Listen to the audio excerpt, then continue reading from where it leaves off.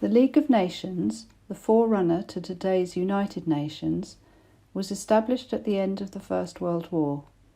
Created at the end of a bitter 4-year global conflict, it was the first intergovernmental organisation aimed specifically at promoting world peace. In Britain, the League of Nations Union was founded in 1918 by people who wanted a new world order based on the ideals of the League of Nations. The organisation spread its message through touring speakers and official newspapers. Its national journal was called Headway. Another publication, the League News, was aimed at schools. The League of Nations Union became the most influential organisation in the British peace movement during the interwar years. At its peak, it had 1 million members and over 3,000 branches. There were also corporate members, which included churches, trade unions, and cooperatives.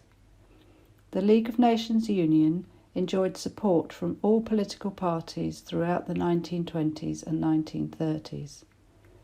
The organisation was involved in most peace activities of the time, including No More War demonstrations and the National Peacemakers' Pilgrimage in 1926. By the 1930s, hope in the League of Nations was beginning to fade as a result of the rise of fascism in Europe and increasing international instability. In these circumstances, League of Nations campaigners in Britain decided that popular support for the League must be expressed in a way that it would be impossible for governments to ignore. This led to the National Declaration on the League of Nations and Armaments, or the Peace Ballot. Work began on the Peace Ballot in March 1934. A committee was set up involving 38 organisations. This included the Labour and Liberal parties, the Trades Union Congress, churches, peace and women's organisations.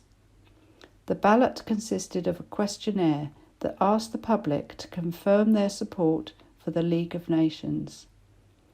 500,000 volunteers took the ballot house to house. In Lancaster, a church minister called at every house in his parish to distribute the questionnaire. By the 27th of June 1935, over 11 million people, around a third of the UK population, had completed the peace ballot. The results showed overwhelming support for the League amongst the British public. This prompted Prime Minister Stanley Baldwin to affirm that the League would remain the sheet anchor of British policy.